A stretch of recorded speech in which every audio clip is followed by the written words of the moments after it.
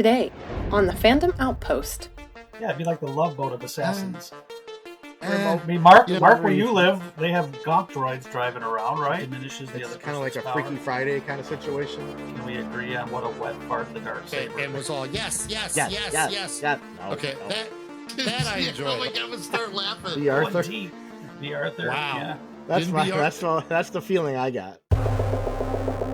Welcome to the Fandom Outpost, your podcast for all things pop culture.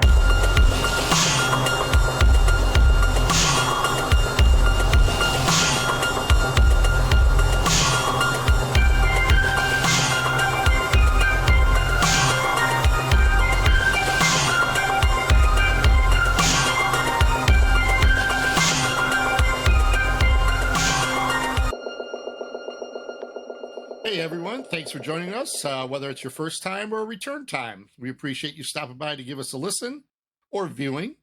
It is Friday, April 14th, and this is, I swear this time, it is episode 3. As always, I'm Mark. I'm Jim. And I'm Bob. And we have a lot to unpack today, a lot.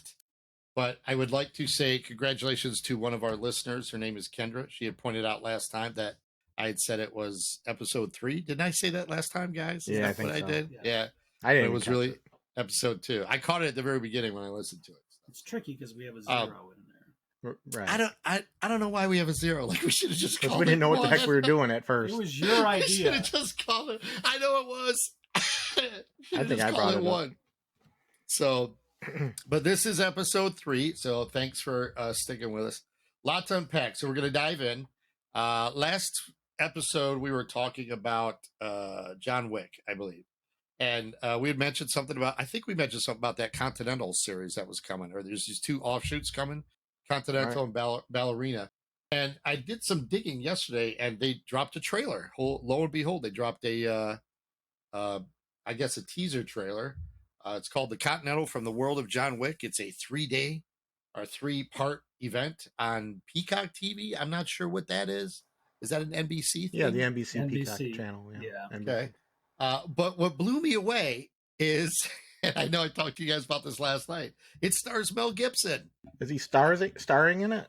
Yeah, I think he's the curator of the hotel because the story is set in the 70s, from what I can find out. Mm-hmm. And it revolves around a young, I always get his name wrong, young Charon, and young Winston, and how Winston came to power in the New York Continental. So I just thought, I was like, wow, that's kind of cool. So, sounds like it's going to be fun. Yeah. I like when they go back into a different era and stuff like that. Well, I know you had mentioned, Bob, you had mentioned before, it'd be kind of neat if people like could pop in and out and something like that and that type of series. And that's what it looks like. It looks like just different people maybe coming in and out. There's probably a coherent story in there, but I was very excited about that when I saw that. And it caught me by surprise. Yeah. And that's one of those things that I thought, oh, well, if they get around to it, they get around to it. I've been talking about it forever. It says September 2023 is the release on that. Yeah, we're talking about things like an anthology type show, and it sets up perfect for that if it was going to be that. Because you can have guest stars and guest hit men, women, whatever. Yeah, it'd be like the Love Boat of Assassins. That's not as funny as it should be, but I'm starting to laugh at that. Like, who would be the guest star this week? Yes. Oh, we have, I can't think of a single Love Boat guest. But anyway. Ricardo Montalban. Oh my God! No, he had his own show. He was Fantasy Island. Yes. Yeah, Oh, that's true. He had his own, and that came on after the Love Boat, didn't it? Well, clearly we could have Dick Van Patten or Vicki Lawrence or someone like that. Right? Don Knotts. Dude. Don Knotts. Oh my God! You guys are too old. Stop. George Kennedy. George Kennedy. Oh man, he's going to tie into our later part of the show. Yes, he is. Oh my God, that's so fun. An Easter egg, if you will. Oh my God. That was good, Jim. That was good. Yeah, wow. Congratulations. Jim wins. Thank you. Oh my gosh. That's pretty funny. That's still a gross scene. That's gross. To me. Like that. It's I'm just just gross. waiting for Oh my God. It's so gross. All right. Um, also, I'm sorry. Sorry. Compose myself here. They dropped the Marvels trailer. Did you guys see that? Yep. Yeah, What'd you guys think of that? Are you fans of Captain Marvel? I have to catch up because I didn't see the Disney Plus series yet. So, The Miss Marvel, as Miss it Marvel, were. yes, I heard that didn't do too well. I heard. You know what? I think, given who we are, I think you guys would like it because we were talking about the anime influenced Creed boxing scene right, and Mm-hmm. different things like that. So Miss Marvel is really written from a teen's point of view. yeah. So there's a lot of on-screen animatics, Oh, and okay, stuff Oh, like all right. that. gotcha. Yeah, so it's pretty interesting the way it's told. I unfortunately did not get to the end, so I can't speak on it. I only got about 3/4 of the way through, and it wasn't because I was bored or didn't like it. I did actually enjoy it. I just didn't get through it. I mean, what do you think the demo is for that Marvel's movie? Which was what? It was supposed to be a sequel for Captain Marvel, right? The Brie Larson. I don't know.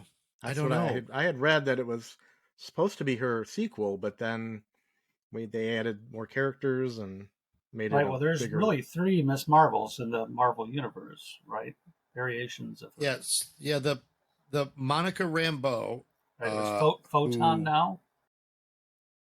She was in yeah, WandaVision, right? That's why I know her from Yes. WandaVision. Yeah. So she came from WandaVision, Where she got her but power from that. but the child version of her was in the first Captain Marvel. I guess. Yes. Yeah, I think that's how it went. Yeah.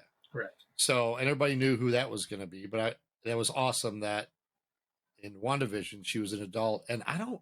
Did she get hit with some type of Yeah. something to give her Scarlet powers? Did Witch's she? Yeah, force field thing that she went through. I couldn't remember. yeah. Okay. It's a And then weird. Yeah, it was kind of strange. Kamala Khan, which is the Miss Marvel of the Yes. Disney Plus show, she got her powers from her grandma's bracelets, Right. which surprisingly they look like Shang-Chi's uh, Yes. cups. They're 5 10 rings. rings. 5 rings. Yeah, 10 rings, something 10 like that. rings. So I'm sure it'll be explained a lot more.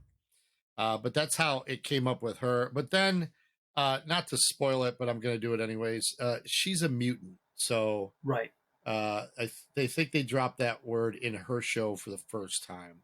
Okay. So she ended up being a Did you mutant. guys get or am I saw the fact that they're when one of them when their power kicks in they kind of transfer the Diminishes. power to each other.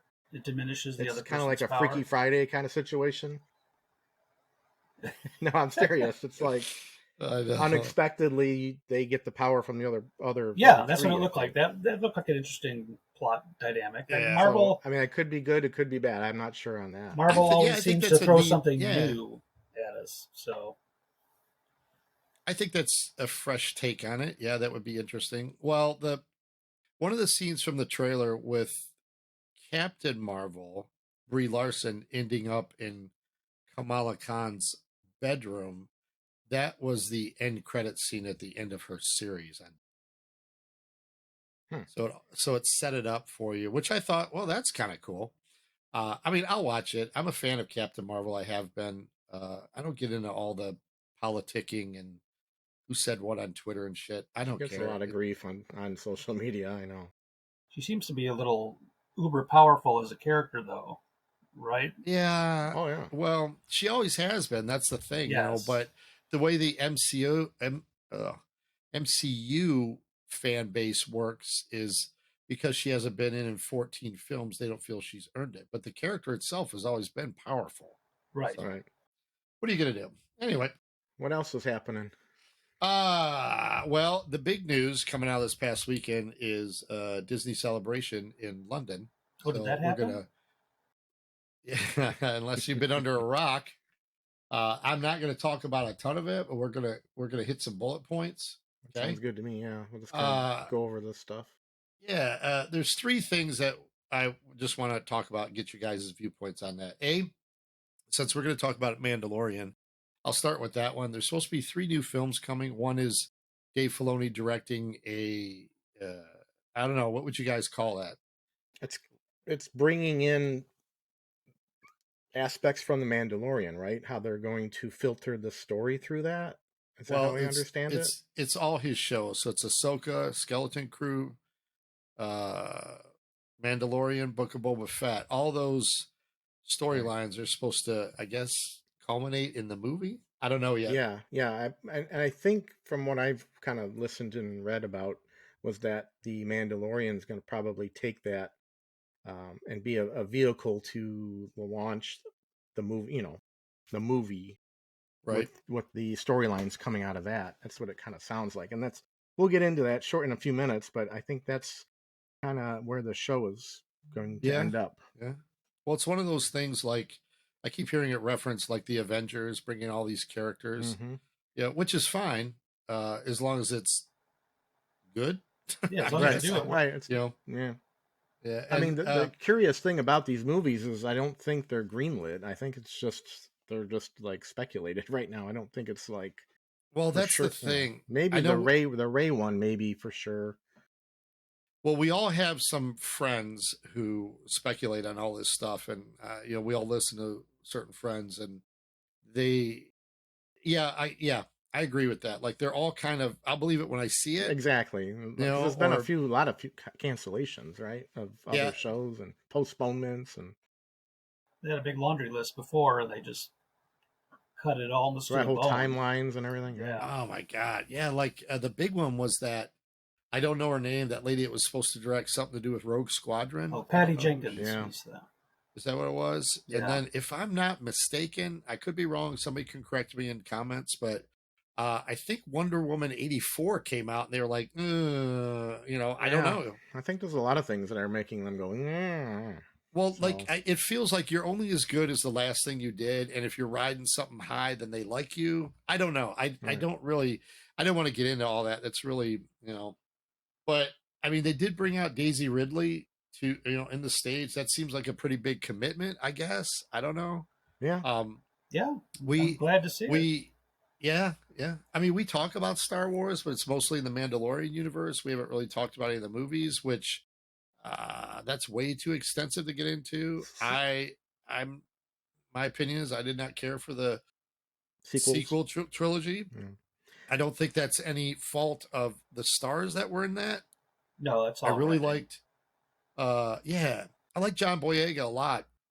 I liked him before he came into the Star Wars universe, and I wish that I just get a sense that I feel like those guys all got screwed over somehow. You know what I mean? They did. Yeah, I Yeah, get that that's what feeling it too. feels but like. Yeah, like The, they were along for the ride. The Ray movie in speculation mode is the one that's 15 years. Is it 15 years Yes. after Yeah, Last Jedi, and she's re-upping the Jedi Academy, I guess. yeah. That's supposedly, which was Luke was trying to do that. So, and of course, we'll talk about that probably at some point too. Like, I don't have a problem with that rebuilding Jedi Temple, but it seems like somebody can't get it built. Like, they can't rebuild the Order. Like, if you're going to do that, somebody as a director needs to have a commitment and do it.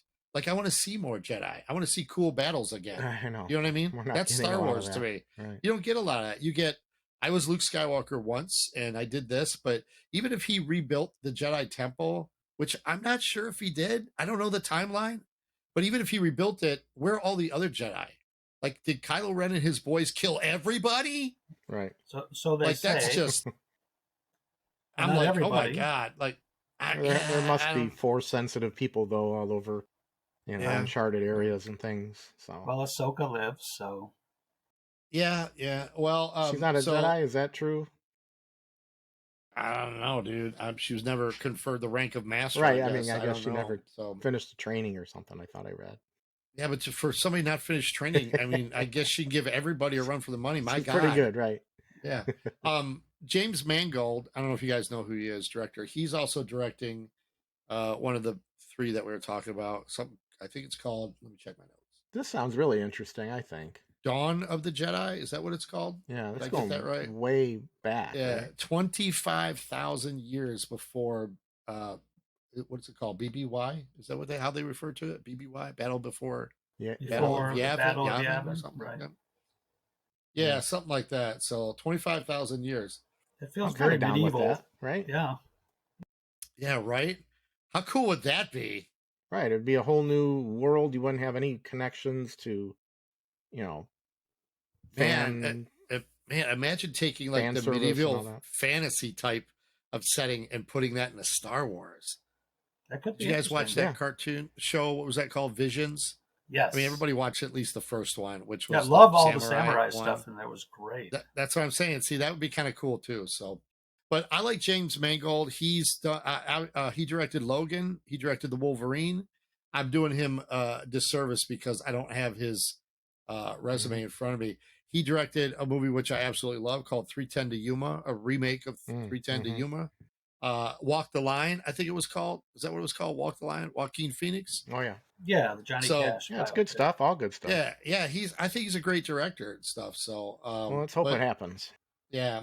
Other news towards the end of Celebration was Skeleton Crew. That's the Jude Law helmed or led show. Yeah. That's supposed to take place, sigh above my head, around the same time as The Mandalorian. That one has me worried, right? Well, it's like there's a lot going on around the time of Mandalorian. I know, So, maybe too much. Yeah. And then the last one was The Acolyte, and that's set like 1,000 years before episode 1. So It's a lot on the books, or at least that's about to be on the books. Well, the good news is it sounds like there's Star Wars movies again, and not just television shows. Right. So, oh my God. But man, what is it? 2023? We're not going to see any of those I until know. 2025. At least 3 years, you would 26. think, right? Yeah. Oh my God. Unless somebody can greenlight that stuff, get it made fast, So Just roll out the volume and those stuff. yeah, if it works, it I'll stand works. in front of the volume. hack writers though stuff. So anyway, so that was the big news. We just wanted to touch on that. And the Ahsoka trailer. Oh my God, yeah. Yeah. So I saved that for last because they dropped the official Ahsoka trailer. There's so much in that. I'm not even going to talk about it. Like, I don't even know how to talk about it. I'm just going to say it looks great. They hit all the bullet points. We saw Thrawn. We saw a lot of other stuff. Like, there's no way to Sabine, miss. right? Sabine. It's coming off Yeah. of I don't know the girl. Rebels. The The Rebels I don't. show. Is Yeah. that what? Yeah. Yep. So Hera. Live action Hera. characters coming off that. And, What's her name? Hera. yeah. Yeah, That's I Mary, think Mary that's what it Elizabeth is. Winstead. Yes. Thank you for doing your research that I did not do. But that's now 4 of the 5. Is that what we talked about? It's 4 of the 5 characters from Rebels now making a live appearance. So Right. So Rebels is it's coming to the and- live action universe, which is good. Yep. And it only leaves a character called Ezra Bridger, which everybody loves. He's a fan favorite. And Chopper. Jedi as well, or Jedi trainer as well. But if you look in the trailer of Ahsoka, Sabine is looking at a little hologram of Ezra on there. So, and Ezra was instrumental at the end of Rebels for making Thrawn go bye-bye. So well, that's good. if he's back. These are kind of nice payoffs for Star Wars fans that have been with it through all its incarnations. So yeah. and excited, and it looks like it's being done very well. So I have one criticism. So my Hot only take. criticism, yes, here's my hot take on it. So Dave Filoni has a very strong presence in a certain era of Star Wars. And it seems like he focuses a lot in that era. Hence Clone Wars, Rebels, things like that. So we get a lot of these great things from that era, but I'd like to see him venture outside of that for a hot minute. You know what I mean? Oh, sure. So like do something from the old Republic or something. Let's see what you can do. You're already, you're competent enough to do all this stuff. I trust you, These are his but he really babies. is focusing on that. You're right. Yeah, you're right. I want to see him branch out. I want to see some love for something else besides what he is so passionate about. So it's nothing against him. I just know that he's talented enough that if he did dabble in those other areas, it would probably be great. Okay. We'll shoot that note right off to Mr. Filoni. So Yeah, well, Mr. Favreau, give that to Mr. Favreau. So, Okay. we're going to talk about 2 episodes of The Mandalorian. And sorry, I'm laughing because our co-host Bob has done extensive notes. So we're I going had to to turn. I had to remember what was happening because it's we do these every couple weeks and Right. it's not fresh in my mind. Well, by all means, please begin. All right, so we had first we had chapter 22, right? Guns for Yes. Hire. Yeah. That was the noir style detective story Yes. where begins in space where the mercenaries of the Mandalorians that were with Bo-Katan are taking over this freight ship, this Quarren freight ship, and there's like Right. two alien lovers that they take the one guy back. They have to Yes. A Mon take his Calamari bounty guy. or whatever. They take him back. That was Right. an interesting thing. It was kind of a whole different take, with the little captain's bridge with the water tank and the little fish they fed the captain. That was kind of interesting. I like that. Yeah.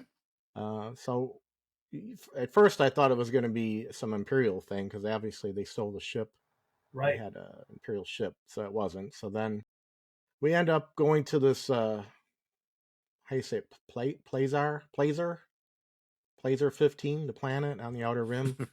Your guess Who's is good as hiring these mine. guys? Yeah, who's hiring Yeah. these mercenary Mandalorians to protect the planet? They kind of have a socialist kind of society where it's everyone's kind of equal, right? They're all living a good life on this planet. And we meet our new guest stars here, Captain Bombardier, who's Jack Black, and his the Duchess Lizzo, which the two of Yes. them caused quite a stir, I guess, with their cameos. We'll have to touch on that in a moment. But I guess the interesting thing about Captain Bombardier is that he was part of the Imperial Amnesty Program, which kind of plays into the plot of this episode. Right. If you notice, he has the little pin on his jacket. So there's a whole table of aliens dining with them. Kind of reminded me of the Empire Strikes Back dinner scene where Vader Oh, surprises them. That kind of table setting. So we get into that. We learn that they want the two of them want the Bo-Katan and Din Djarin to investigate this droid Right. malfunctioning thing that's going on, and it's causing droids to attack people randomly, and they don't know why it's happening. So they make a deal. Bo-Katan wants to meet the mercenaries that are parked outside, and he says, if you can solve this dilemma, then you can meet with them and do what you will. So they go on this kind of a SVU style uh, detective chase or detective venture through the streets that kind of look like a Blade Runner esque streets of Placer 15. And what do we encounter? We encounter the is it the Ugnaughts? Oh no, we yeah. meet Commissioner Hellgate first, right? It's Oh, that's Christopher right. Lloyd. Doc Brown makes another cameo. So we have a trio of cameos to ingest on that one. He's the head of security. We find out later he's a separatist sympathizer. He's kind of a Count Dooku groupie. So he has Yeah. Right. feelings for that for I him. like that. I actually like that he said that like that. You know what I mean? Going It's way like back, way back. the Right. Attack of the Clones era, right? Right. Yeah. Way back. I like that. So that was kind of interesting. So they work with these Ugnaughts to find the source of the droid malfunctions. Um, we get a little bit of what Din learned from Queel, is that how you say his name from the first Mm-hmm. season? How Yes. he, you know, can negotiate peacefully instead of with excessive force or anything. And then they send them they send them to the droid bar where we meet all these cool looking droids and things. And there's a little bit of a side thing about droids being unhappy, thinking they're going to get replaced by humans, which is kind of like a little bit of a reverse joke, I guess. And Yeah, that's kind of like what we say now in our society. right, with Right, AI right. or Yeah. robots Yeah. or what robot works. We're going to be workers. replaced, right? Yeah. So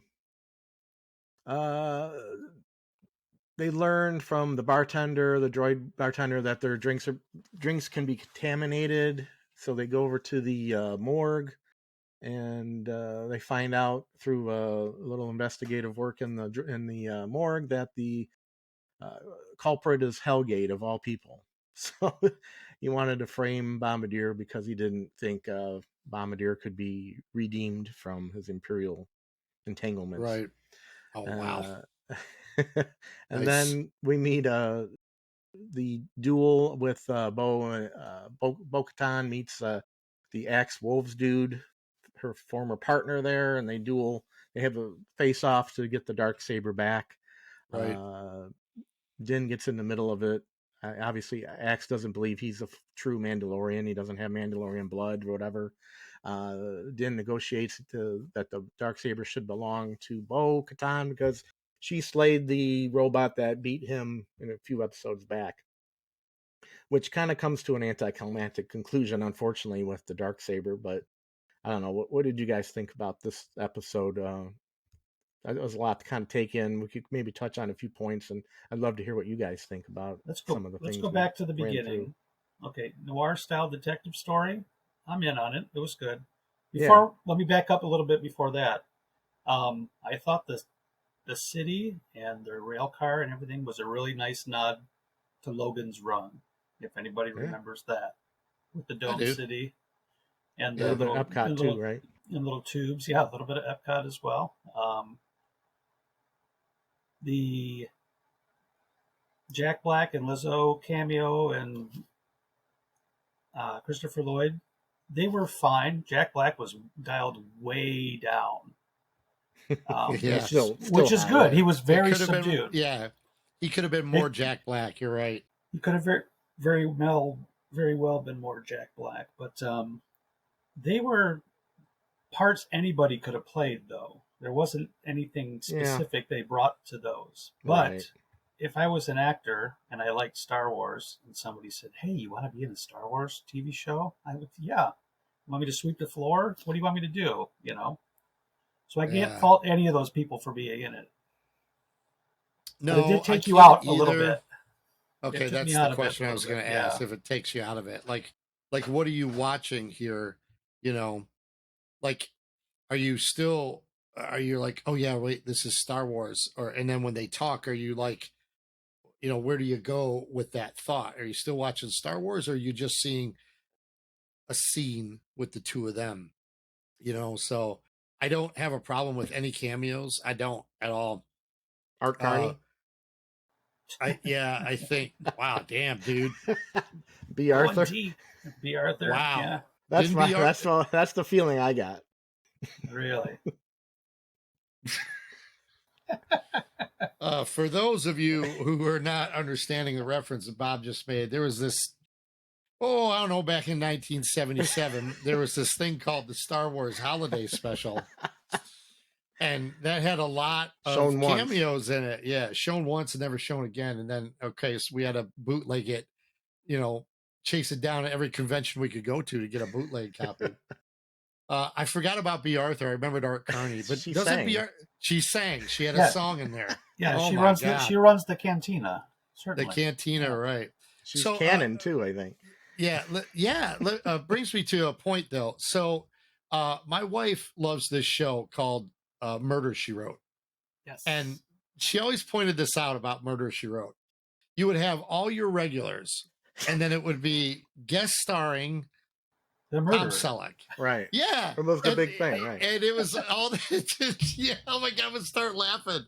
But she's like, that's how you knew. She's like, there's no surprise there. The special guest star was always the person that done it. So she says that to me for years. And I'm like, as soon as that came up, I kind of looked over at her and she was like, it's Doc Brown. Doc Brown's the guy that did it.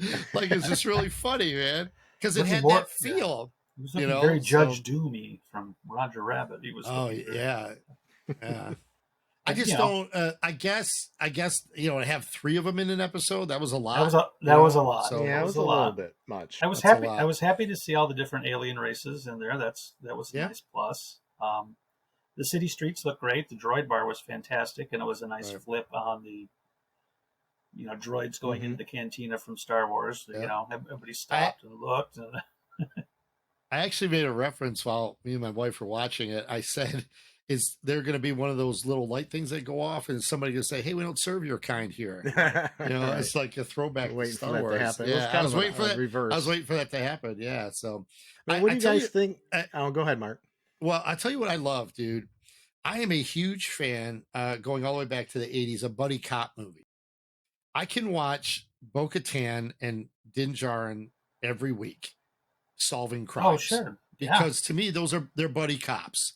Mm-hmm. Get into some shenanigans. Let's start having some humor. That's a whole show I could watch. You know what I mean? If they wanted to do something else and Right. do whatever. Well, The only problem I have is like the Grogu in the situation. Like they got to kind of, Right.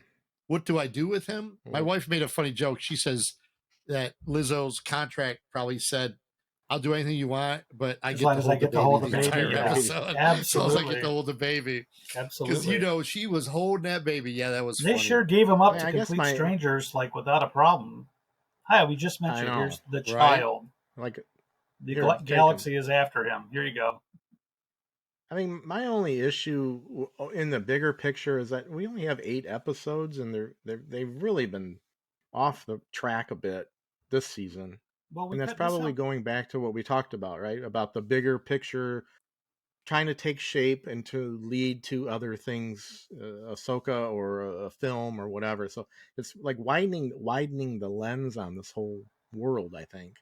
Right. Do you guys think So this is, this episode was good in reminding us that there are separatists? There's not just the Republic and the Empire. There's other factions. mhm. Kind of set that Right. up, and then they were setting up, when they reestablish Mandalore, that their planet will recognize them in the council as well. Yeah, I know Bob's going to get into it with the next episode, because Excuse me. it brings a lot of the ties out there together. But the world building for me in any series, like we talked about it in John Wick, there's video games that are, open worlds, they call them, that are just fantastic. So anybody that is creative enough that can build the open world, it's doing a disservice to the fans if we don't get to see it. But on the other hand, to speak to Bob's point, you got 8 episodes. Bob wants to see something happen in 8 episodes. Right, go to 12 or whatever. Then you could fill in all these filler episodes as little Much as you offshoots. want, Fine. yeah. It's just that we got 8, and we gotta come on, we gotta get to this main plot.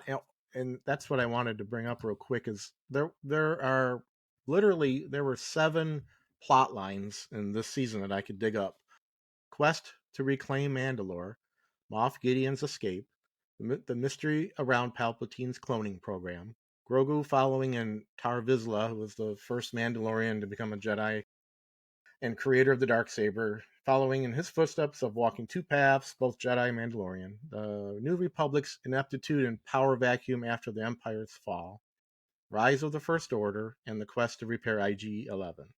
I mean, that's a lot of storyline to kind of Right. thread Right. together, and we'll get into the next episode. I think a handful of them were addressed, and I think kind of put into some sort of trajectory for the last finale, right? So Right. Yeah. I mean, if the I know we refer to certain terms like that was a filler episode, but it did actually further the narrative. It furthered Bo-Katan's narrative greatly. Like it jumped hers like really super far. What was your prediction after that from Bo-Katan? Oh yeah. So anybody listening to our last episode, I was like, what a great way to write out Bo-Katan so we don't have to see her no more. She's gone. Yep. No, she's a mainstay. Apparently it's her show now. So It's fun to listen back to know, see how Right. wrong we were on things. That's We're always all fun. speculating. yeah. We're Well, all Jim, you speculating. had brought up that the Mandalorian could reference any of them. It doesn't Right. just have to be Dan. Yeah, at this point it could be singular or titular character or secondary the clan. or the people. I think Right. they've come out and basically said that in writing, in Yeah. quotes, that it So- could be anyone. Right. I mean, do we think Din is leaving the show? I mean, he could not make it through this finale.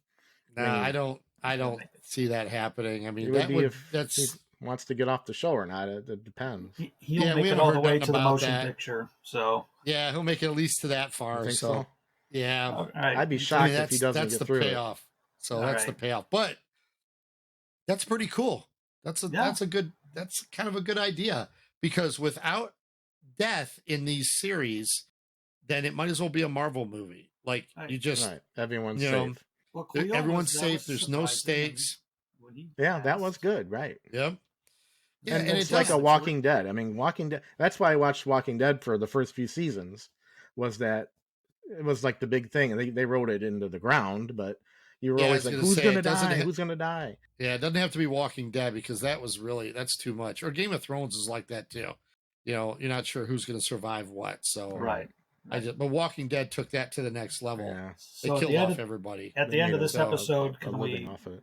can we agree on what a wet fart the Darksaber storyline turned out to be? Yeah, I agree with you. I don't That could have get been it. the biggest I- confrontation between Bo and Din. This whole season could have been him facing off against her in the different factions of the Mandalorians. It could have Well, been. But that's a different show though. Like Well, that's yeah, what I like mean. you said, eight episodes. Maybe it would have been you a know? better show. what if Yeah, well- what if it turns out that at the end of the day he gets it back because he's worth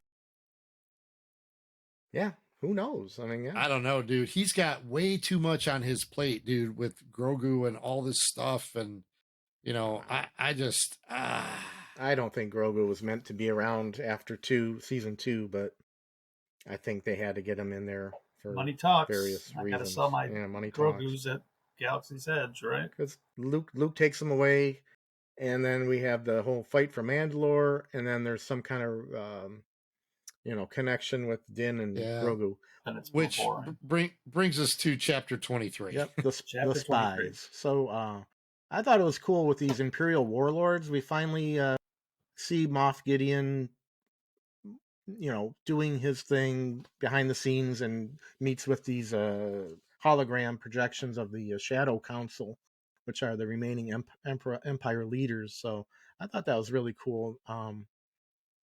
There's a little there's character, right, that Brendel Hux, which I heard that name and I thought it's got to be relation to Armitage Hux from General Hux from the First Order. Yeah, it's his abusive father, I Yeah. believe. So as the canon goes, but there's a box you can check off a box. We know where Moff Gideon is at. Now we know check it what's off. up. He's safe, right? Prior to that, check off another box. That girl with the short haircut, I can't remember her name. Elia Kane. Yeah, there you go. We knew she was bad. We speculated on Yeah. it. Check that box off. She's bad. Talking to a cool probe droid. That was a cool. Nancy McKeon. I guess vibes. probe droids are just prevalent. They could just bounce around the city anytime they just want. floating around in the alleys. Yeah. But they're always Wow. cool looking. Yeah, and the sound from the Empire, I always think of that. The sound. What if you're a normal schmo? Like what if you're in the Star Wars universe, you're a homeless dude, you're digging through the trash and that thing comes out. Does it kill you? I don't know. Like does it just shoot you? Does he is he repurposed as like a Grubhub thing? He can just like deliver food.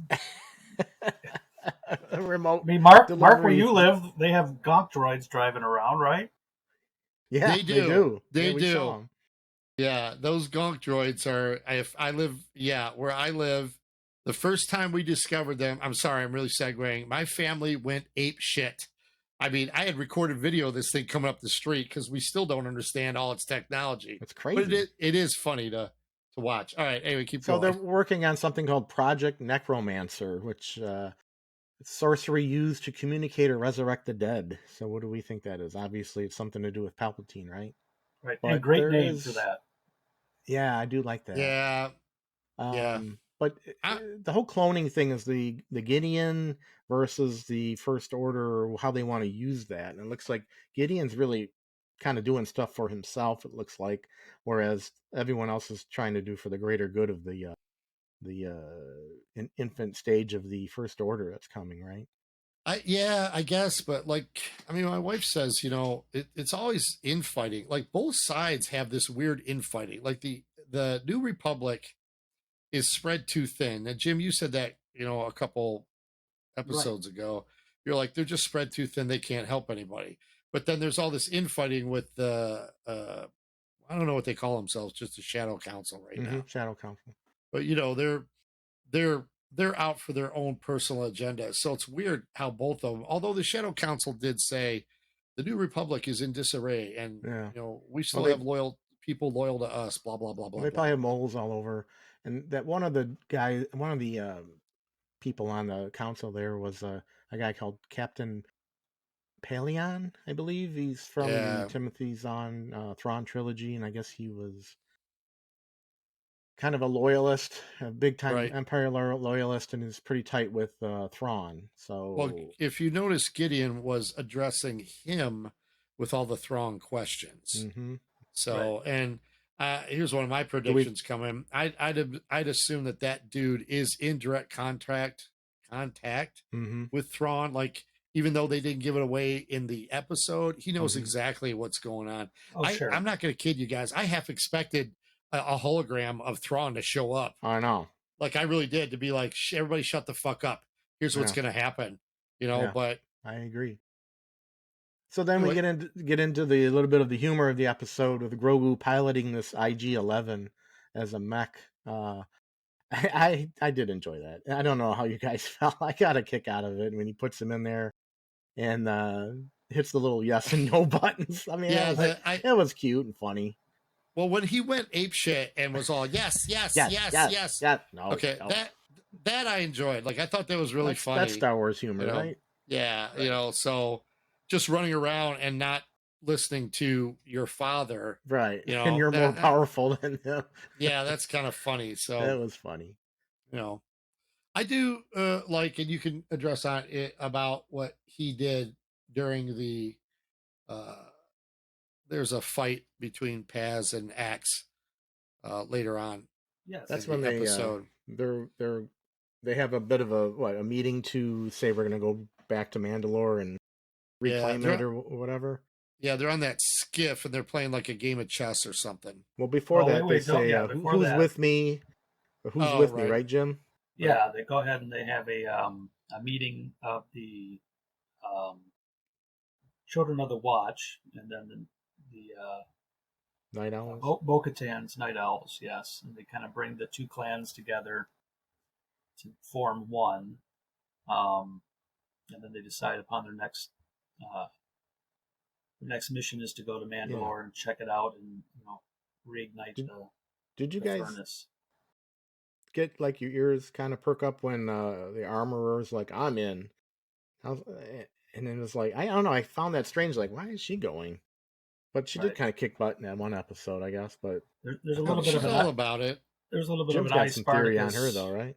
Moment. Yeah, and it's it's not everybody on the internet now has this theory, so it's not a super original one. But we'll address that as we get a little closer to it in the episode. So to the end, yeah. So then they, like Mark says, they get on a skiff. They all kind of band together, and there's a bit of infighting on the skiff to get to the mines. Is that where they were going? Yeah. So they meet some Mandalorians that are. Yeah, they meet some Mandalorians that are living there. Oh, yep, right. Yeah, and they were all shocked to see that, and they're like, "Oh, I didn't we have hung time. out." Yeah, they all hung out. They were there since the fall. And then we find out that. Which did you guys notice? Like they're from Mandalore, but they had their helmets off. Right. Well, they're not confused on this whole helmet thing. Yeah. Well, it's a sect. It's a cult, or not right. a cult. I mean, I understand. They call one people called it a cult.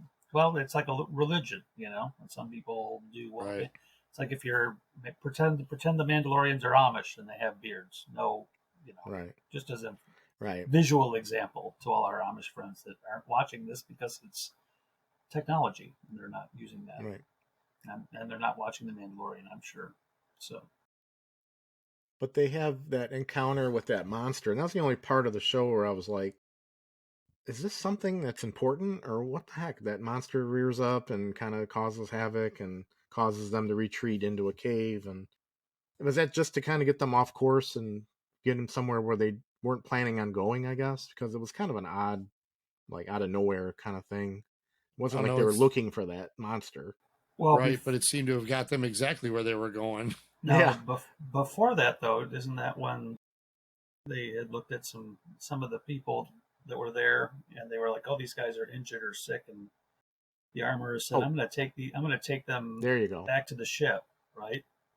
Well, you Mhm. guys go look for the forge." So the Right. one person that the forge is important for most leaves the forge. Good Search point. with sick or injured Mm-hmm.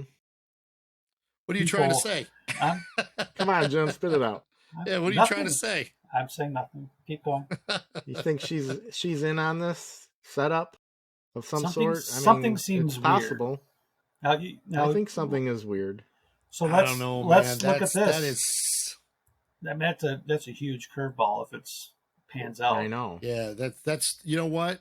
That's too big a curveball in the always final think so. hour. Yeah, for a Because- final episode. Well, the You name gotta of the unpack episode that. is The Spies. We only met one spy, I and know. that's Eliza Kane at the beginning.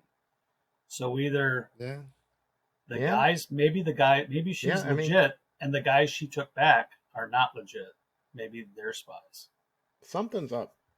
The I think injured you're right. folk. I mean, I think we could put this in the column of speculation on the finale for something like this maybe to happen. I mean, yeah. Mark seems a little more There's just pessimistic about too. it. It's such Well, a big the only character reason for why that to I- happen too.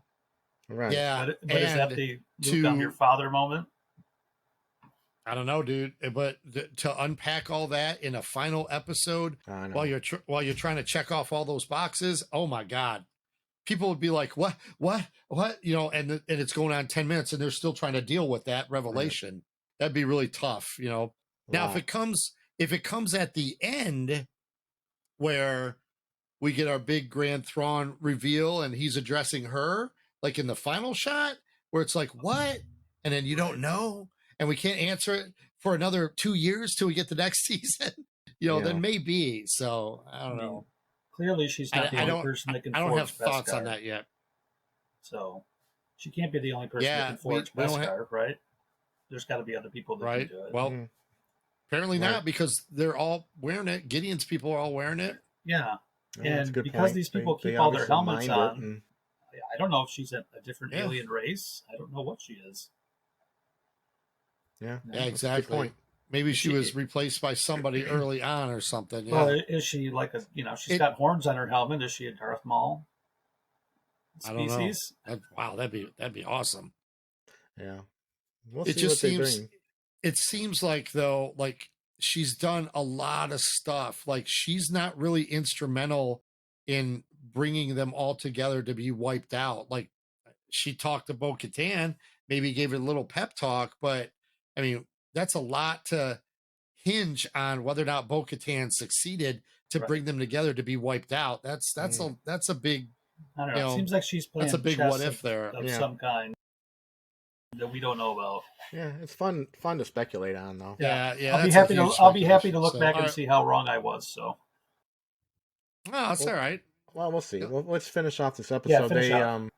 They get into the cave and then they come across these pretty cool looking super commandos. I thought they were pretty cool with the were they all outfitted in Beskar, or was it just Gideon that had the Beskar suit?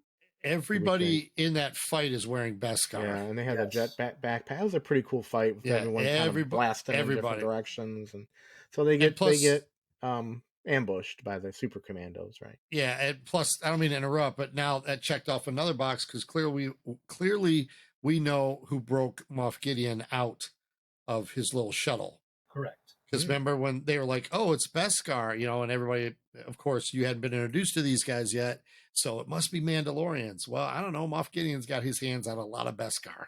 Yeah, And Good and point. Jim, you said in a couple episodes back, you were like, that stuff's supposed to be rare, right? Like it's not. Yeah. You know, Well, everybody, if you right. find it on Everybody. Mandalore, then they're in the right Right. spot. so right? they must be mining that yeah.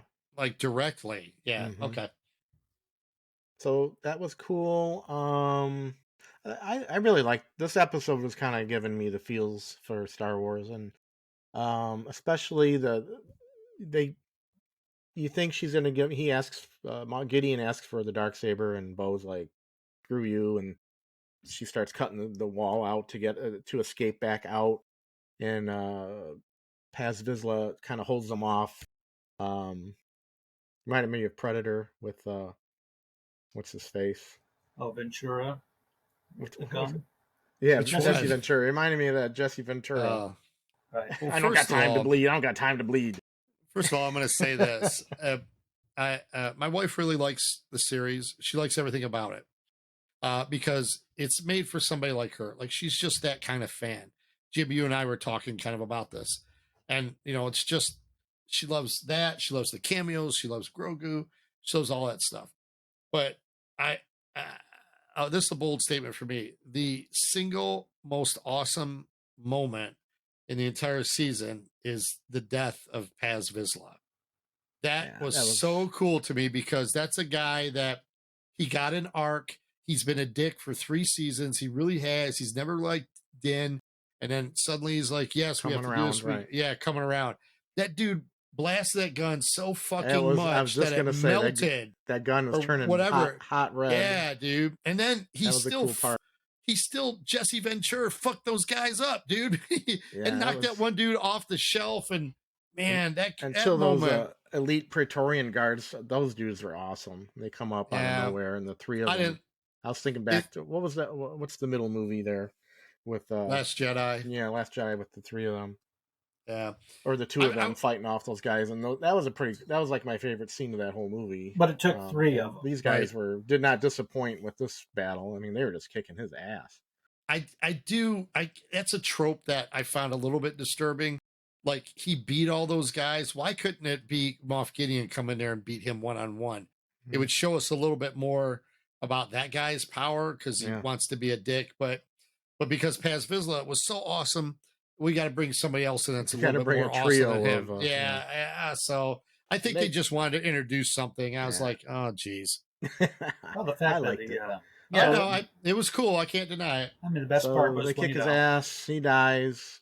Yep. And then that's pretty much it, right? I'm trying to remember. Well, Bob, you've been talking for 4 episodes about the damn Mythosaur showing up, and he hasn't shown up yet. Well, that's what I was just going to say. Our finale predictions for coming up, and we could see which ones stick and which ones fall into the Rancor pit. Right. I think that the Mythosaur has to show up. I mean, someone's going to be riding that thing, and it'll be the Mandalore. I don't think you can. That thing's too big. Like you can't ride that like the Rancor. Supposedly the legend, right? Or the lore. Oh, is it? I believe it's the lore. Whoever rides the Mythosaur is the king of the Mandalore. During the firefight, one Mandalore got out. He went through that crack in the ceiling. You guys remember that? No. Well, that was X-Wolves. Yeah. So or was he got out? Is he a spy? Is he the spy? Yeah. See, that's what I thought of too. Yeah. So I've also heard that this could bring in possible Boba Fett reunion type thing. I don't think he's showing up. I don't think he's showing up anywhere. I think they have enough of him. He's done. They told his story. He's done. We could be threading these together a bit. I don't know, dude. The only guy I ever even want to see from the Boba Fett series is Cobb Vanth. That's the only dude I want to see show up. Didn't Din show up to help Boba Fett? Yeah, in his season finale. So it was that cool Magnificent Seven thing, but I don't know. It could be returning the favor. We'll see. Yeah, because that's not Din got captured. They were taking him for interrogation. So right. So here's the thing. I've talked about communication. Who communicates to whom? So Boba Fett showing up, they better have a good reason how somebody contacted him 3 episodes ago, and he finally found his way here. Because otherwise it just doesn't make sense. Yeah, timeline doesn't seem to add up. Right. Yeah, I don't know. You can't do that. I mean, there's a lot of other cool characters from both of the shows that could show up. I keep waiting for what's his name, Miggs Mayfield. I keep waiting for Bill Burr to show up again because he's got a really good character arc as an old Imperial. Right. So Could They have gave him some a of the New Republic. Is that it? The could have that X-wing squadron that could show up.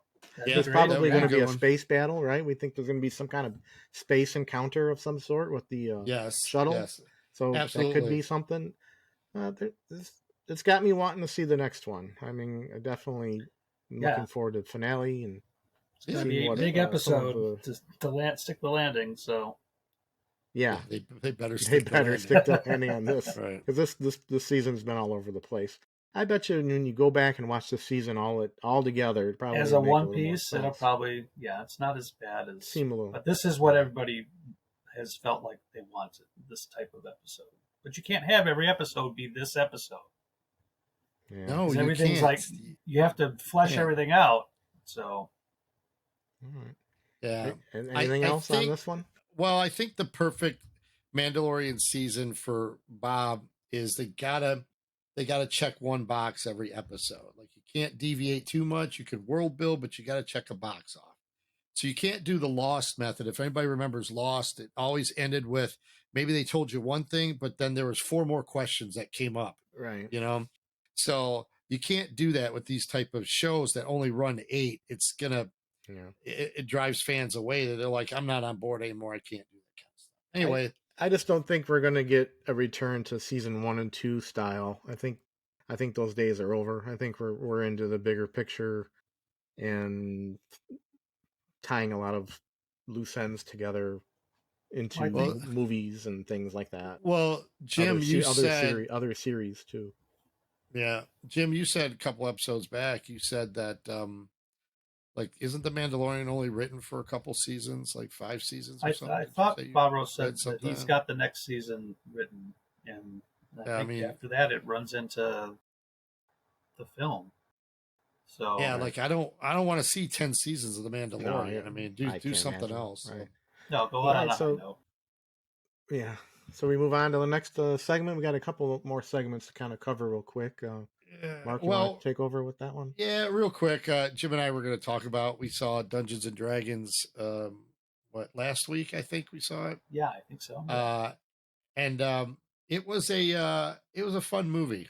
I enjoyed it. There's some Easter eggs in there that I like. Somebody asked me today at work. So funny that we're talking about this. Somebody said, "Is it worth the theater or is it worth streaming?"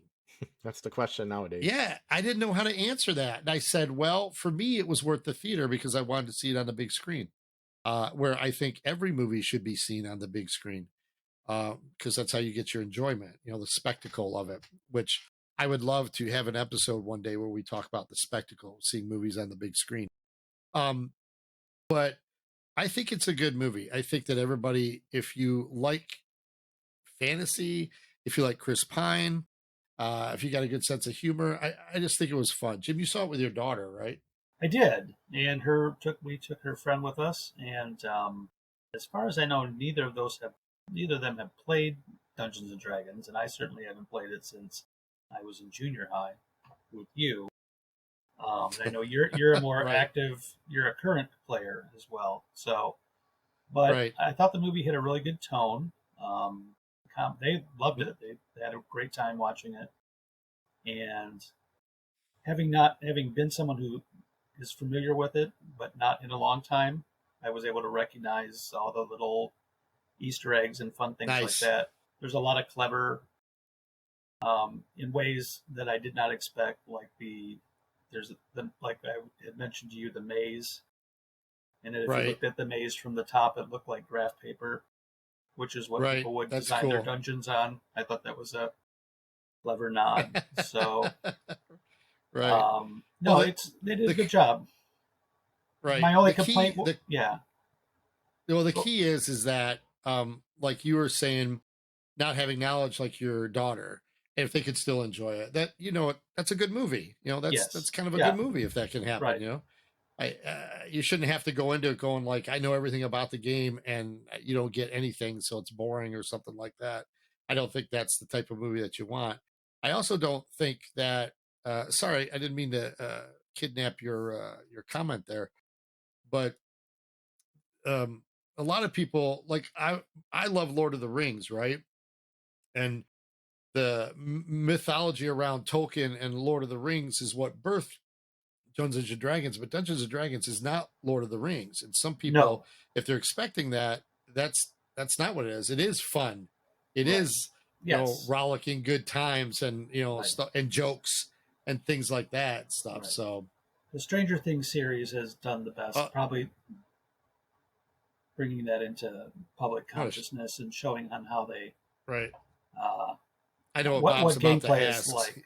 And before my only complaint with the movie would have been that the villain was kind of meh, it wasn't really developed quite well enough. I thought she was kind of okay. It's like, I like how she started, but at the end it was kind of like, but then that's like a villain in a campaign, so I can't. Yeah, she's like a right-hand man. She's not the main villain. Right.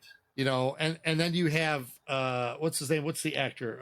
Hugh Grant. Hugh Grant. So he's kind of like that. Between her and him, they're kind of like, they balance out what that other guy should be, because like that other guy can't be in the movie against them. Yeah, because he would wipe everybody. They're dead in 10 seconds. Exactly. So, but this is going to lead into what Bob was just about to ask. So go ahead and ask what you were going to say, Bob. No, I was just going to say, nowadays everything has to be a series that has legs. And do you guys see this as a series that can rival like a Marvel series or something going into the future with it?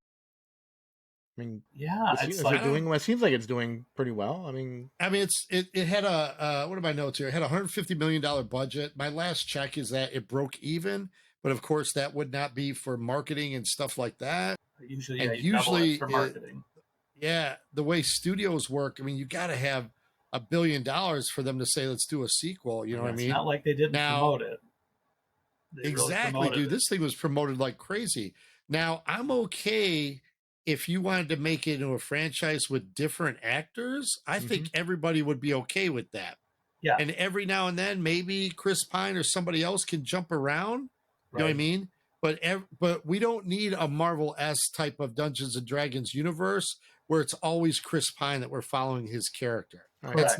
That's not D&D, Like the best thing that you could do for a sequel, and I hate to say this, but it's true to the game, kill off all those characters from the last movie and have new ones. Sure. Or like everybody jokes about, you have Chris Pine show up 10 minutes later and say, I'm the twin brother of so-and-so. Right. That would get a huge laugh because it's exactly what happens and stuff.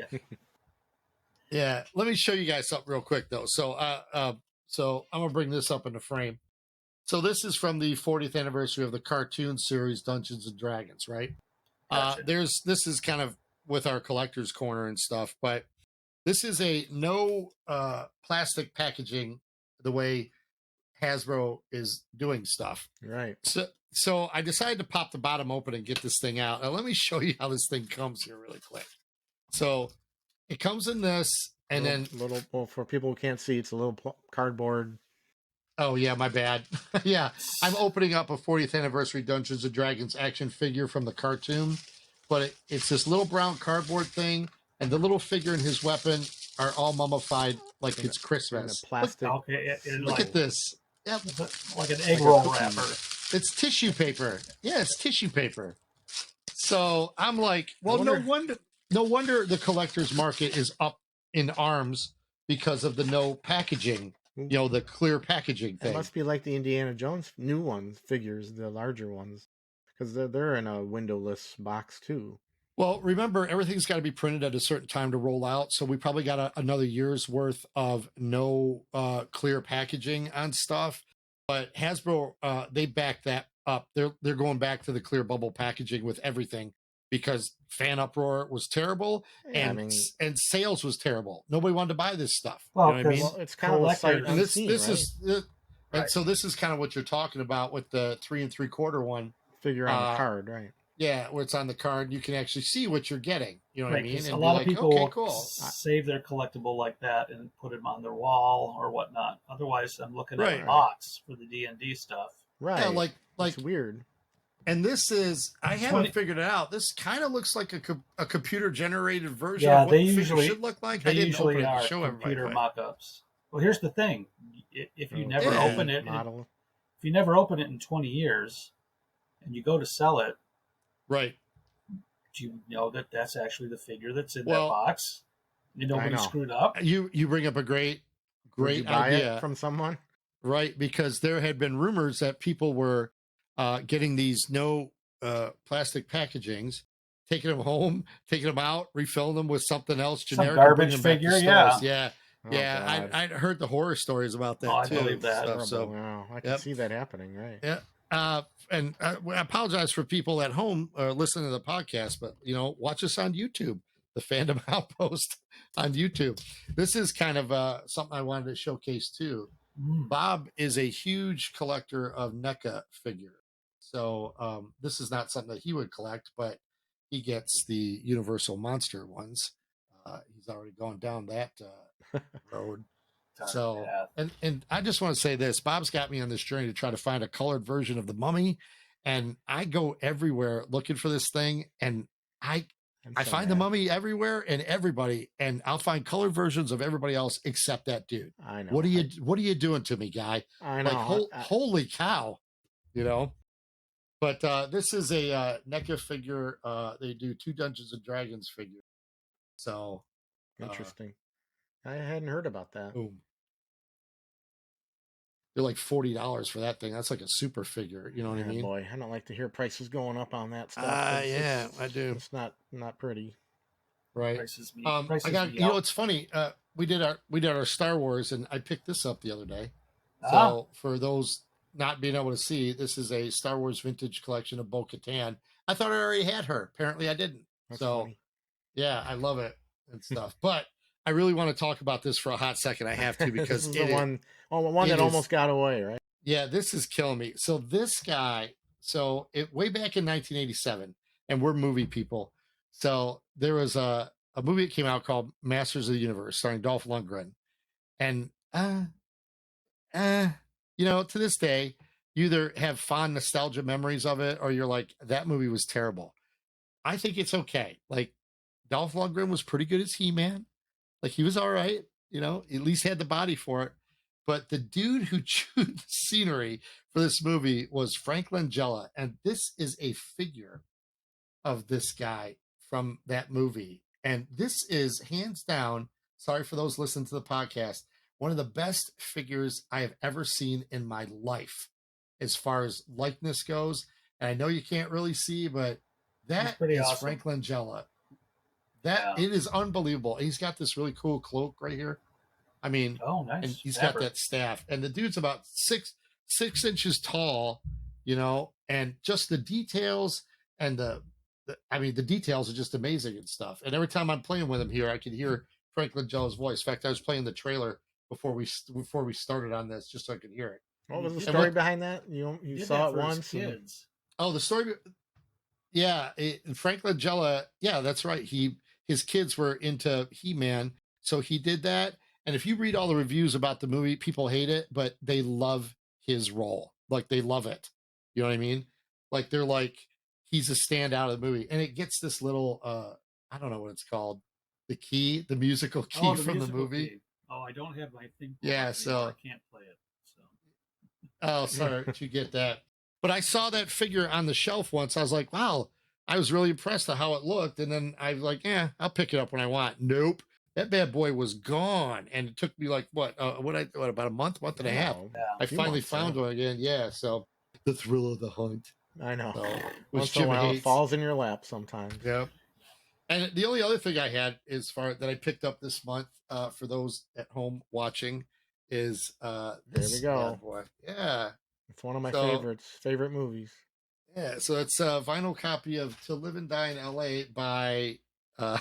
Wang Chung. You had a group called Wang Chung. They killed it on that soundtrack, though, man. They did, dude. They did.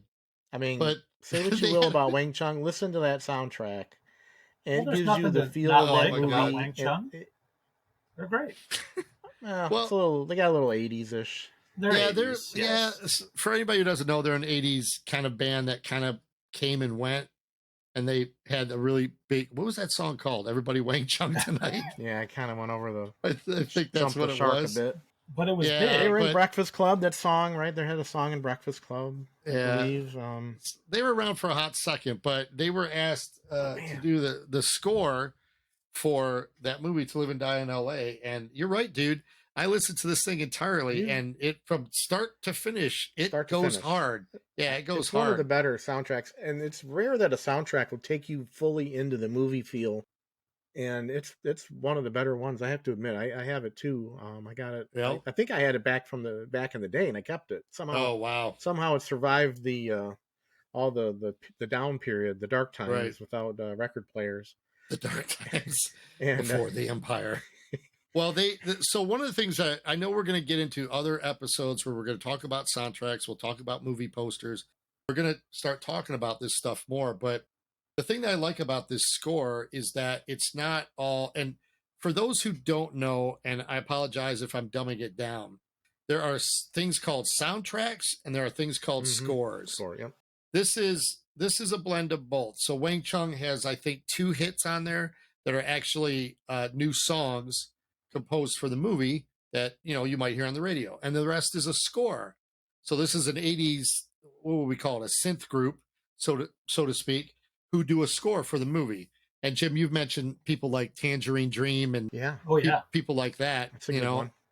Yeah, so there's a lot of other ones out there that do scores that are not necessarily soundtracks. This is a perfect blend of both. So I'm very happy that I get excited. I hope we could talk about that movie sometime. To Live and Die in L.A. It's a 1985 film that came out. I was working at the theater with you guys. We saw it at the theater, and it stuck with me. You say what you will about the movie. It's maybe not an Academy Award winner, but I just love that movie, and I was always a big William Peterson fan. And that goes back to Manhunter, which was probably after that, 86, I believe.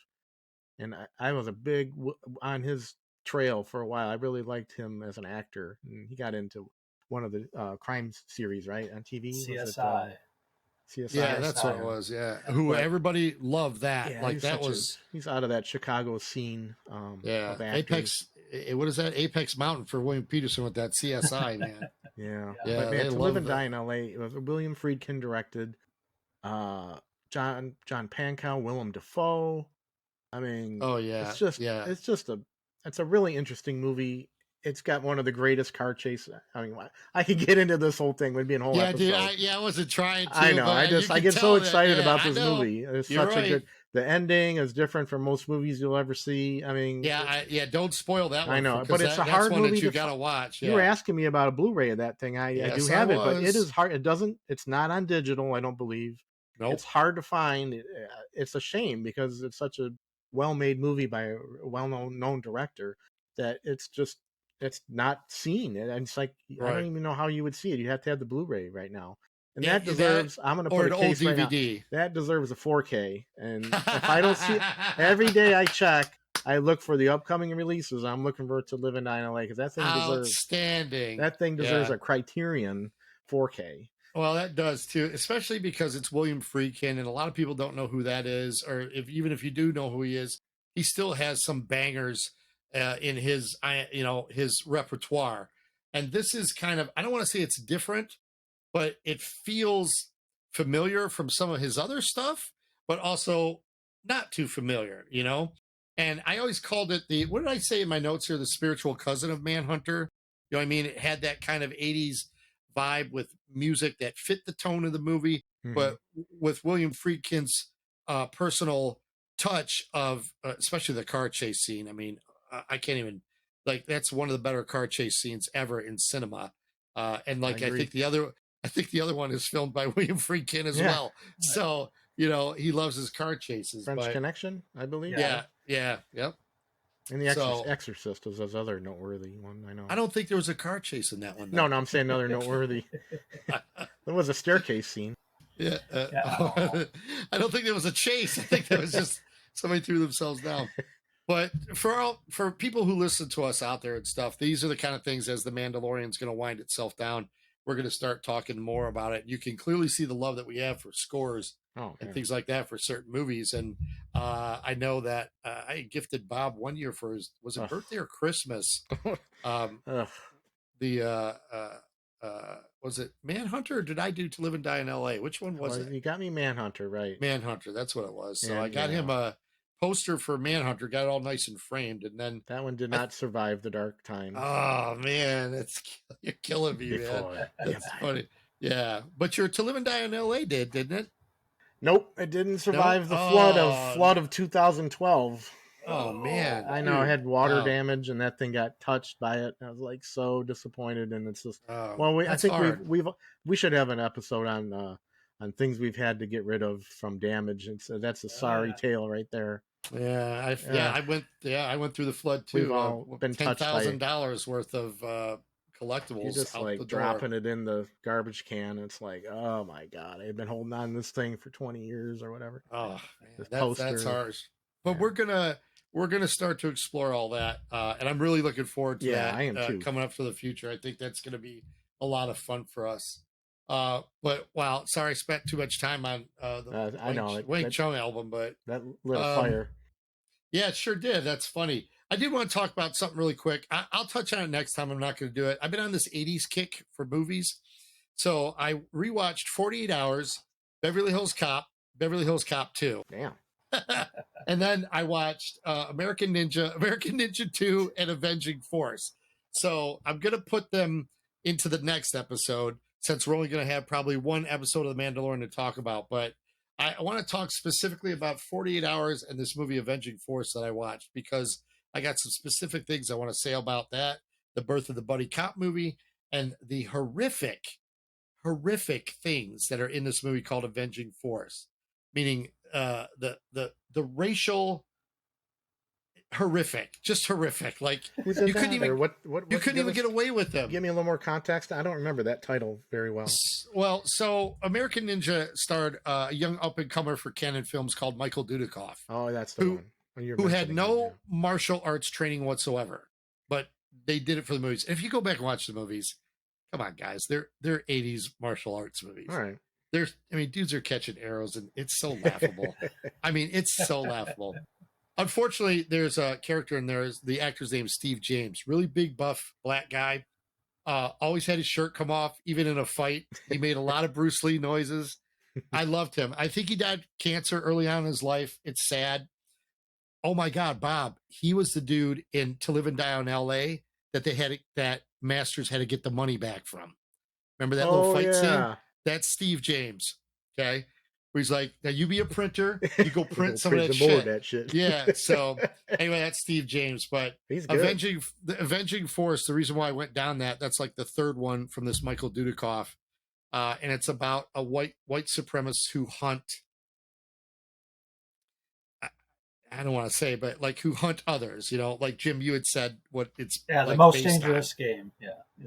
There you go. Yeah. So, but it's a lot of serious racial overtones and a lot of racial slurs used in the movie, and just some horrific scenes that I want to talk about. Not horrific where it's like, oh my God, but like that's a dummy of a kid falling off the roof, and the actor lands on top of him. How's that kid alive? Just things like that are like crazy. But the trivia for that movie is Avenging Force is the sequel to Invasion USA starring Chuck Norris. But Chuck Norris is like, I don't want to do that. I'm not going to come back and do that. Which we three of us saw at the theater, I believe. Yeah. Oh, yeah. And Michael Dudikoff got the duty. So, and I love Invasion USA. It's one of my favorite Chuck Norris movies. Oh, that's like Golan and Globus. I love Delta Force films. They always had something every films. That's right. There was something every week. There's a really good documentary about them. It's very interesting. Oh, really? Yeah. I can't think of the name of it at the moment. But I haven't thought of Canon Films in forever. Yeah, it just talks about how those guys came on the scene and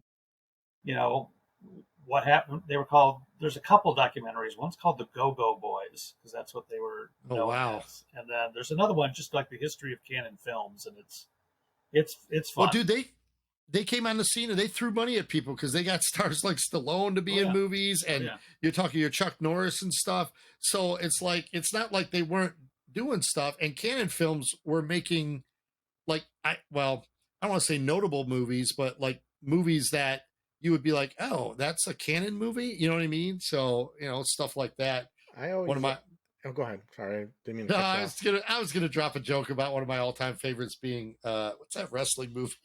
Oh, Over the Top. Over the Top? Yeah, that's a canon film. I Really? think that's a canon film. I'm pretty sure it is, dude. I'll have to look it up. But I was talking at my work with someone and then brought that up, and I'm like, wow, I haven't thought of that in a while. And Stallone, right? And only Sylvester Stallone in his heyday could make a fucking movie about arm wrestling. And then my friend was like talking about it, saying, there was like two different plots that were going. He wanted to get the truck, and then he wanted something with his kid, and he wanted to get the wrestling to get the truck. It was like there was like all these parallel or something. Yeah. Well, he wanted to. I can't even talk about it. Like, it's not a good movie, folks. I mean, by all standards, it's from the 80s, and it's not a good movie. He was trying to tap into the arm wrestling. But do you own genre. the action figures? Is the question. Oh my God. You know what? We don't have time. If I got up right now, walked in that back room back there, I bet you I find a Lincoln Hawk figure. He stands about that tall. Lincoln Hawk. Because he had a tattoo or something of a hawk. I don't know what it was. Sure. Why not? But he got that movie greenlit, man. That was crazy. Side stories that I got to see that being filmed in Las Vegas when I went on that sabbatical with my mom all those years ago. So it was like, hey, we need crowds for these stupid arm wrestling scenes. Right. So you got to go into the MGM Grand and on the bullhorn. They were like, all right, cheer for this and cheer for this guy. And that's interesting. I remember you going there. I forgot about that. Yeah, it's pretty interesting. Anyway, sorry. Wow, those are huge tangents. So they're fun though. Those are fun ones. Yeah, I still want to catch Air, and I still want to catch Renfield. Renfield's this weekend, right? Fun. Yeah, I thought it already came out. Yeah. Oh, okay. All right. I didn't know that was a Robert Kirkland thing. It's the is it the Walking Dead? Yeah, Kirkman film? Like he wrote it, I believe. Oh, that's cool. Yeah, so he wanted to do something different, and so I'm like, okay, it got me a little interested. One of the trailers looks like they have him integrated into the old 1931. Yeah, the Renfield does look fun. Air looks fun. I love stories like that where you kind of find the genesis of something that's really popular and the history of that's the really moment it becomes popular. Yeah. Well, Renfield is Nicolas Cage chewing scenery. I mean, we can't go wrong with that. No. Plus it's got that girl. She was in Shang-Chi or Shang. How do you say his name? Aquafina. Isn't she in there? She plays a cop or something. Yeah, so she's got some funny lines. It looks really fun and stuff. And Bob, you know how we are about our sports documentaries and stuff like that. Not saying that Air is a documentary, but like it looks like a big 30 for 30 on the. Yeah, it does. It looks like a giant 60 for 60. Yeah, dude, that's so funny. What was that Laker? We were talking about that Lakers show on HBO. The one with Magic Johnson. I can't remember the name of it now. That's called Showtime. Showtime. That was a good series. John C. Reilly played the. No, I don't think it's called Showtime though, because I think it is, isn't it? That would be awkward. On HBO, it'd be called Showtime. That's why it's not called Showtime. Oh yeah. They changed the title. Winning Time. The Rise of the Lakers Dynasty. Winning Time. Yeah, that's exactly right, Jim. That's why it got the title changed, because they didn't want to confuse it that people think it's on Showtime. I really like that show. I mean, I don't even think Kendall watched it too. She's not a huge sports fan. I mean, it's very well done. Yeah, we watched it too and stuff. It is a good. I mean, I don't even think you need to be into basketball because they don't really show that. Although, sorry if you're out there ever listening to this, Larry Bird, but like you're really portrayed as a dick. I know. Like, he may have been back then. Yeah, maybe. I don't think it. I don't know if he was that bad, but he was really bad. Yeah. So, but it is good, and the actors that they get to play these guys, wow. I know. There's some really good. Yeah, the Kareem Abdul-Jabbar and the Magic Johnson characters, those actors are outstanding. Very representative of who you see in your mind when you think of that person. And it's just so Jim, it's a good show. Jim, if you ever want to just check out an episode or two, it's really edited. It's got a grain to it. It's got a style to it. It's very stylistic. Right. All right, you guys ready to reel it in? Yeah. Oh my God. Reel it in. Yeah, I don't know if we can go through all of it, so we're just going to let Bob talk about what I know he wants to talk about. So, what's that? Something to do with eggs. Oh yeah, we Mark and I both happened to pick up this Cool Hand Luke 4K that came out. Yeah. That was kind of the one that I know we both. It's a beautiful looking steel book.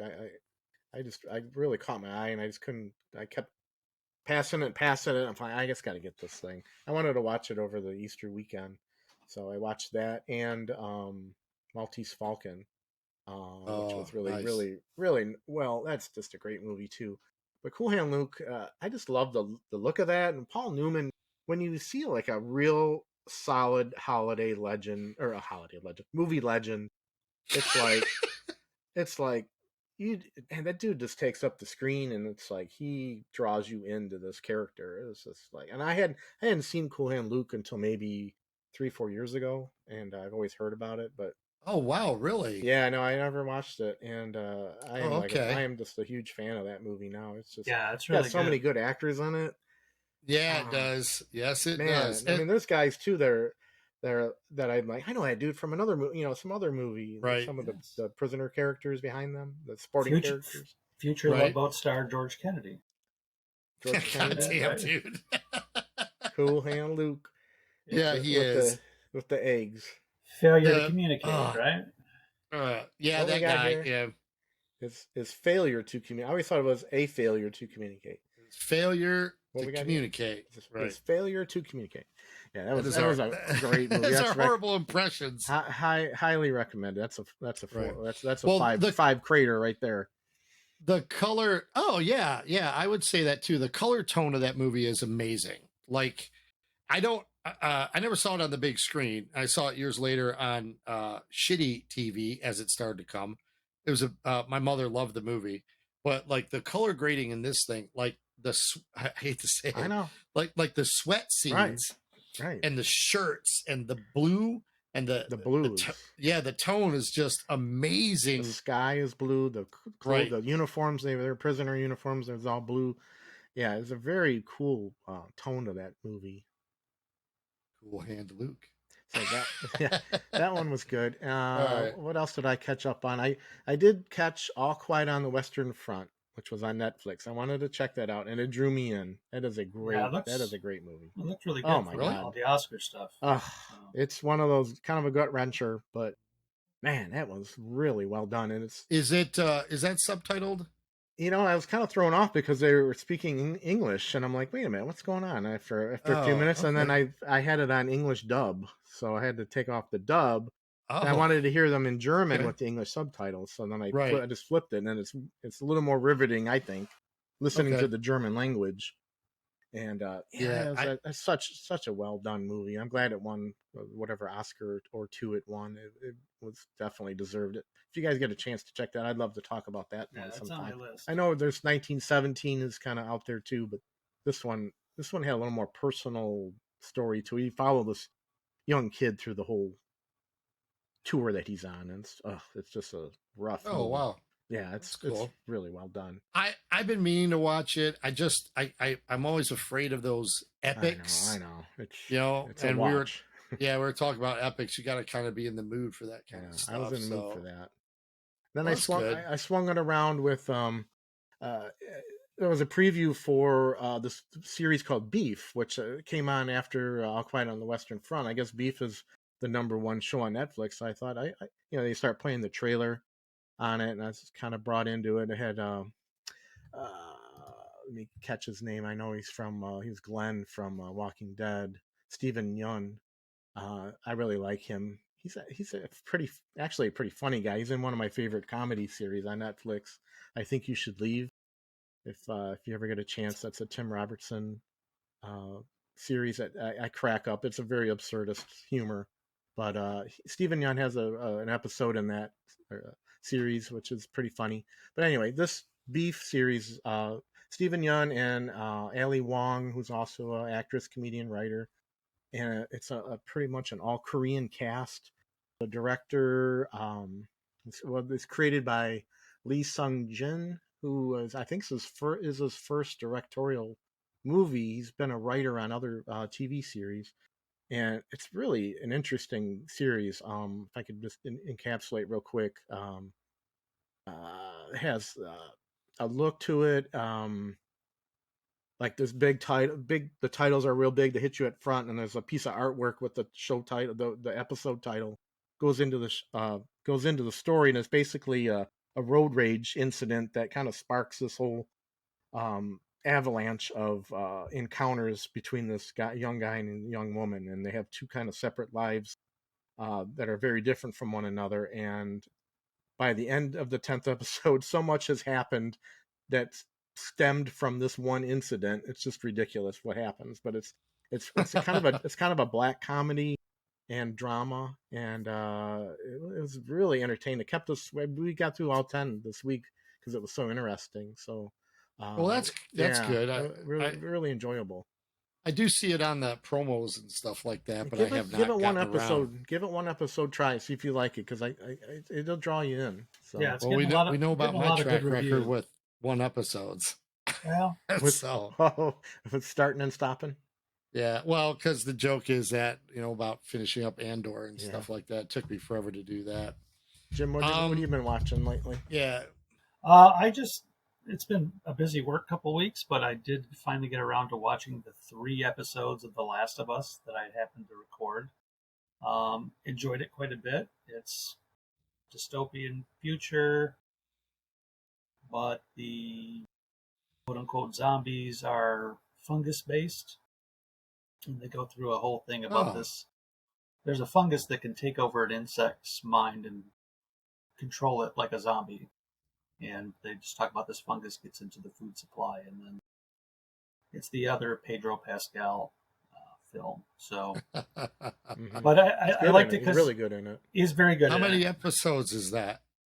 I don't know how many so far. I think 10. I only have 3 recorded, and I don't have HBO, so I'm going to be waiting till the set comes out or till we get it free again. Well, we might have to invite you guys over. We can watch it over here sometime. But I've really never seen it either. So I really like the different kind of creature that instead of this same old zombie. I mean, I got through the first season of Walking Dead, and I checked out after that. It was just because it was just people being crappy to each other, and then it turned then it turned into the who's gonna die show, and and zombies weren't even secondary. They were like 5th on the list of things that was going on. So, but so far it's been really good. So I enjoyed that. Those post-apocalyptic shows kind of get into the man as his worst enemy kind of theory, Absolutely. right? A lot of times, as it would be, rightly so. So, well, being children growing up in the 80s, we could probably do a whole episode about post-apocalyptic movies. Oh, certainly. That with the coming out of the Cold War, those were really, really popular back then. That was a big Even deal. like the cheapest ones made were still interesting. Sure. Yeah. And I know I always reference that Miracle Mile one, which is really good stuff. So, sorry. Anyway, anything else you guys got? That's it for me. I think that was about it for this last couple weeks. So, Yeah, Star Wars absolutely a lot of oxygen. Yeah. It does. It does, doesn't it? All right, cool. Bob, you want to take us out? Well, just wanted to say follow us at the Fandom Outpost on social media and everywhere you get your podcasts. Awesome. Also, special thanks to our producer, Super producer Nikki. Super producer Nikki, who's packaging this and saving our butts. Yes, and it makes us sound better than we probably actually are, but she adds her own flair to it, which I love. Absolutely. Great job. Yeah, you guys pointed out. All right, fellas, then we'll wrap it up, and then we'll see you next time. Sounds good, guys. Bye-bye. All right, cool. Bye. See ya.